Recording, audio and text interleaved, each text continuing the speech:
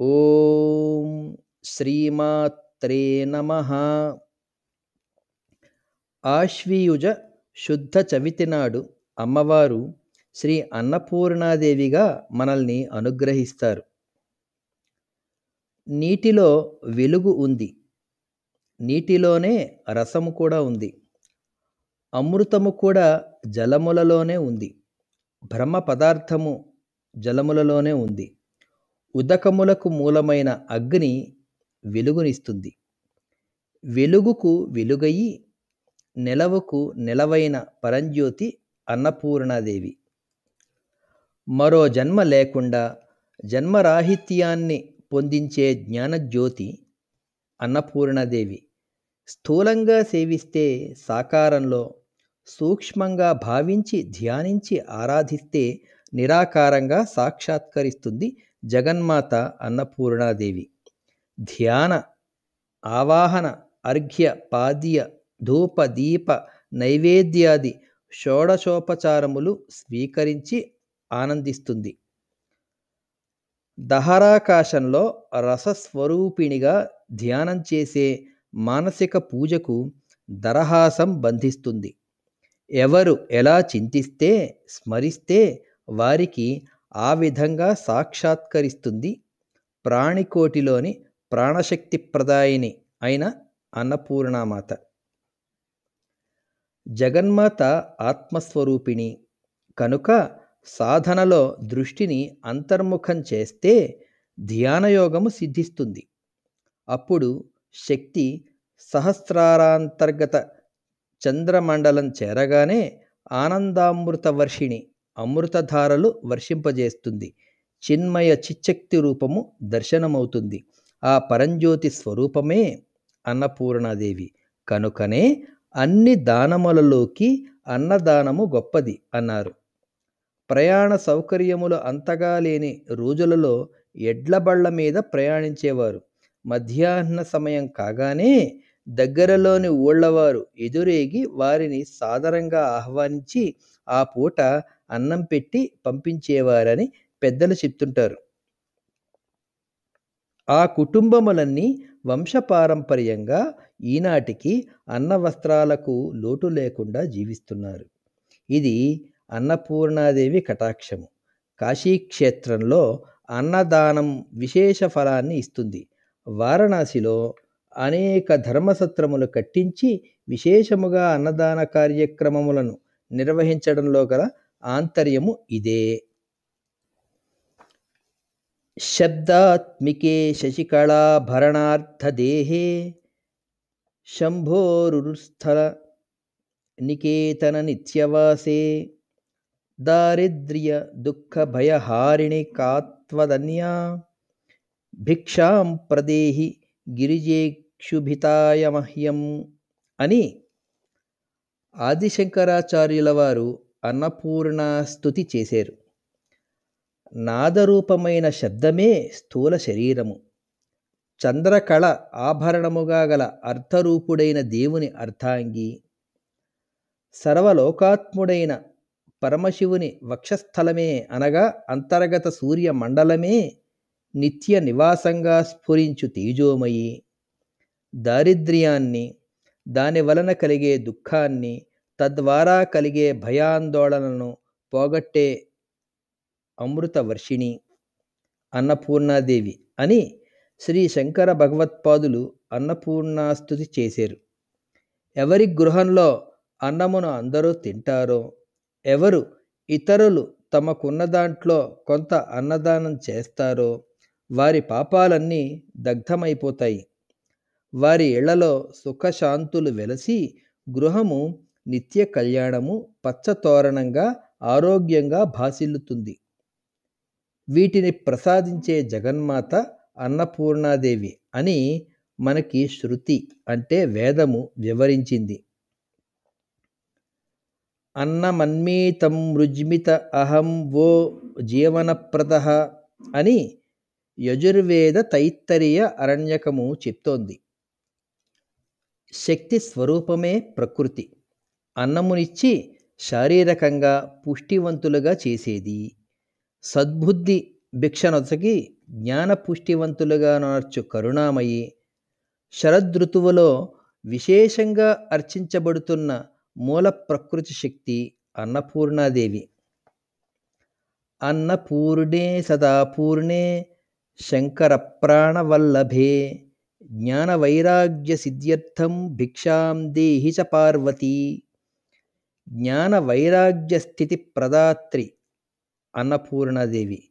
ఎన్ని కోట్ల మంది జనించినా అందరికీ అన్నం పెడుతుంది. అయినా ఎల్లప్పుడూ పూర్ణస్థితిలోనే ఉంటుంది. ఆ అన్నపూర్ణాదేవియే తల్లి, తండ్రి, దైవము. అహమన్నం అహమన్నం అహమన్నం అహమన్నారో అహమన్నారో అహమన్నాదః ఆదిత్యాజ్ఞాయతే వృష్టిః వృష్టేరాన్నః తతః ప్రజాః అని స్మృతులు చెప్తున్నాయి. సూర్యుని వలన మంచి వర్షములు, వర్షముల వలన మంచి అన్నము, అన్నము నుండి ప్రజలు పుడుతున్నారు. అన్నమును ముందు సూర్యునికి నివేదించి తర్వాత ఆరగించాలని స్మృతులు బోధిస్తున్నాయి. సూర్యునిలోని శక్తియే అన్నపూర్ణాదేవి. అన్నం వై ప్రజాపతిస్తతో హవై తద్రేతస్తస్మాది మా ప్రజాః ప్రజాయంత ఇతి అని ప్రశ్నోపనిషత్తు చెప్తోంది. ఈ ప్రాణికోటులన్నీ ఎక్కడి నుంచి పుడుతున్నాయి అన్నది ప్రశ్న. పదార్థము, శక్తి అన్న రెండూ సృష్టికి మూలకాలు. సృష్టి యొక్క స్థితి క్రమంలో పదార్థమునందలి శక్తుల అభివ్యక్తమును, విధులను స్థూలముగా వివరిస్తూ మరణానంతరము జీవుడు తన కర్మ జ్ఞానములను అనుసరించి రెండు మార్గాలను అనగా పితృయానము, దేవయానము అను భౌతిక ఆధ్యాత్మిక మార్గములలో వెళ్తాడని మన ఋషులు చెప్తారు. కాలాన్ని కాల విభాగాలైన రాత్రింబవళ్ళు, మాసములు, ఋతువులు, ఆయనములు, సంవత్సరములు మొదలగు వాటిని వర్ణించి కాలంతో సహా అన్ని పదార్థ శక్తుల ఫలములే. మరణానంతరము చంద్రలోకానికి పోయిన జీవులు తమ పుణ్యఫలము తీరిపోగానే పరిశిష్టమైన కర్మతో అంటే పరిపూర్ణమైన కర్మతో వర్షధారలు, చంద్రకిరణముల ద్వారా పంట పొలములందలి సస్యములలో ప్రవేశించి అన్నరూపంగా జీవులలో ప్రవేశించి స్త్రీ పురుషులలో శోణితము శుక్లములుగా మారతారు. అప్పుడు జీవోత్పత్తి జరుగుతుంది. ఇలా ప్రాణిజాలమంతా జన్మ ఎత్తుతున్నాయి కనుక జీవుల జీవమును నియమింపజేసి అనుగ్రహించే కరుణామయి జగన్మాత అన్నపూర్ణాదేవి అని ప్రశ్నోపనిషత్తు చెప్తోంది. ఈ విషయమునే యజుర్వేద తైత్తరీయ అరణ్యకము, బృహదారణ్యకోపనిషత్, భగవద్గీత మనకు అందజేస్తున్నాయి. న అన్నోదక సమం దానం దీనోభ్యోదీయ తామన్నం యది ధర్మమభిష్యసి అంటే దీనులకు అన్నము, ఉదకము దానము చేయుట ధర్మము. దానిని ఆచరిస్తే శ్రేయస్సు, ఆరోగ్యము, సర్వశుభములు కలుగుతాయి. అన్న ఉదక దానములకు మించిన దానము లేదని, అదే అన్నపూర్ణాదేవి ఆరాధన అని మహాభారతం పేర్కొంటోంది. యజ్ఞకృత్యజ్ఞ గుహ్యం అన్నమన్నాద ఏవచ అని విష్ణు సహస్రనామ స్తుతి. సకాల వర్షములకు, అన్న సమృద్ధికి, సర్వజన ఆరోగ్య భాగాన్ని కాంక్షిస్తూ యజ్ఞయాగాది క్రతువులు నిర్వహిస్తారు. సృష్టి స్థితి లయలనే విశిష్టములైన యజ్ఞాలు నిర్వహించే స్వామి యజ్ఞకృత్. యజ్ఞ ఫలాన్ని ప్రసాదించే స్వామి యజ్ఞాంతకృత్. యజ్ఞాలలోకెల్లా జ్ఞానయజ్ఞ స్వరూపుడు స్వామి. యజ్ఞములోని పరమార్థమైన పరబ్రహ్మతత్వము తానే అయిన స్వామి యజ్ఞగుహ్యుడు. సకల భూతరాశికి ఆహారము తానే అయిన పరమాత్మ అన్నస్వరూపుడు. ప్రాణికోటి రూపంతో ఆహారాన్ని స్వీకరించేది కూడా ఆ పరమాత్మయే. అన్నము తానై ఆహారాన్ని స్వీకరించేది తానే. జీవులకు అన్నము పెట్టడమంటే స్వామికి నివేదనము చేయడమే. జీవులు పరమాత్మ స్వరూపులు. ఆ పరమాత్మలోని మహాశక్తి అన్నపూర్ణాదేవి. అనంత విశ్వములోని ప్రతి పదార్థములోనూ ఏదో ఒక శక్తి ఉంటుంది. ఆ శక్తికి ఆదిపరాశక్తి మూలము. అనంతమైన ఆదిపరాశక్తి అన్ని పదార్థాలలో విభిన్న రూపాలలో నామములతో ప్రతిఫలిస్తూ ఉంటుంది. పరాశక్తి ఎన్ని రూపాంతరాలు చెందినా ఆమెకు మించిన శక్తి లేదు. ఆ శక్తిని కనీసము అర్థం చేసుకోవాలంటే శక్తి అనుగ్రహం ఉండాలి. దీనికి అకుంఠిత దీక్ష ఉండాలి. దక్షతతో తల్లిని అర్థం చేసుకోవాలి. అర్థం చేసుకునే మార్గాన్ని చూపమని ఆ తల్లినే ప్రార్థించాలి. ఆ దారి చూపించే మాత అన్నపూర్ణామాత. తస్యాద్య ఏతస్మాదాత్మన ఆకాశసంభూతః ఆకాశాద్వాయుః వాయోరగ్నిః అగ్నేరాపః అద్పృథివీ పృథివ్యా ఓషధీభ్యోన్నం అన్నాత్ పురుష స వా ఏష పురుషోన్న రసమయః. పరబ్రహ్మతత్వము నుండి ఆకాశము ఉద్భవించింది. ఆకాశము నుండి వాయువు, వాయువు నుండి అగ్ని, అగ్ని నుండి జలము, జలము నుండి భూమి, భూమి నుండి ఓషధులు, ఓషధుల నుండి అన్నము, అన్నము నుండి ప్రాణికోటి పుడుతున్నాయి. కనుక ప్రాణికోటి అంతా అన్నరసమయమైన అన్నపూర్ణాదేవి స్వరూపమే. పూర్ణమద పూర్ణమిదం పూర్ణాత్ పూర్ణముదచ్యతే పూర్ణస్య పూర్ణమాదాయ పూర్ణమేవావశిష్యతే. కనిపించేవి కనిపించనివి అన్నీ శక్తియే నింపబడి ఉన్నాయి.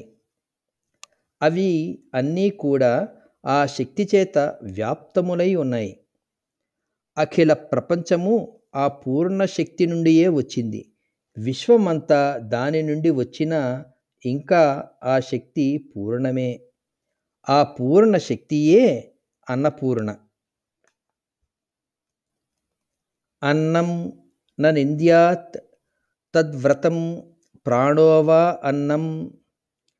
శరీరమన్నాదం ప్రాణే శరీరం ప్రతిష్ఠితం. శరీరే ప్రాణః ప్రతిష్ఠితః తదేతత్ అన్నమన్నేన ప్రతిష్ఠితం. సయ ఏతత్ అన్నమన్నేన ప్రతిష్ఠితం వేద ప్రతిష్ఠితం.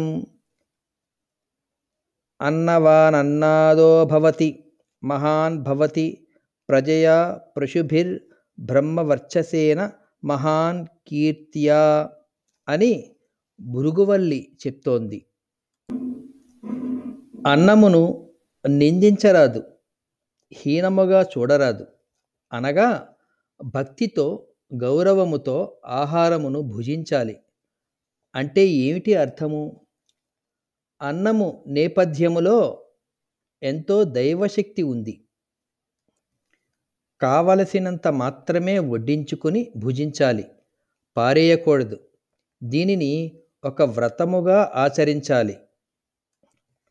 ఎందుకంటే అన్నము వలననే ప్రాణము ఉత్పత్తి అగుట, పోషింపబడుట జరుగుతుంది. శరీరమే అన్నాదము, అనగా శరీరము అన్నముపై ఆధారపడి ఉన్నది. ప్రాణమునందు శరీరము, శరీరమునందు ప్రాణము ప్రతిష్ఠితమై ఉన్నాయి. కనుక ప్రాణ శరీరములు రెండును అన్నమునందు ప్రతిష్ఠితమై ఉన్నాయి. అన్నము అంటే అన్నపూర్ణాదేవి శక్తి. తల్లి అనుగ్రహముతో పుత్ర పౌత్రాభివృద్ధి, పశు సంపద, బ్రహ్మవర్చస్సు కలిగి ఆరోగ్యాన్ని పొంది కీర్తి ప్రతిష్టలు పొందుతాడు మనిషి. అన్నం బహుకుద్వీత, అన్నమును సమృద్ధిపరచాలి. దీనిని వ్రతముగా పాటించాలి. అనగా ఆహార ధాన్యములను ప్రజలందరకు సరిపోయేటట్లు సమృద్ధిగా పండించుకోవాలి. ఈ కృషిలో అందరూ పాలు పంచుకోవాలి.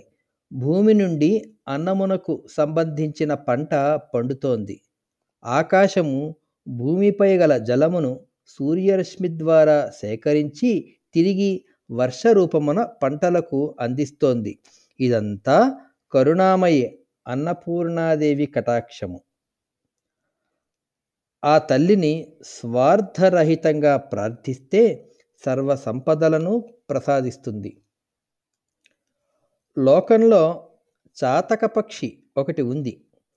దానికి దాహం వేస్తుంది. భూమండలంలో జలాశయాలలో తీయని నీరు పుష్కలంగా ఉంటుంది. ఆ నీరు తాగితే దాహం తీరుతుంది. అయినా చాతక పక్షి ఆ నీటి వైపు తొంగి చూడదు.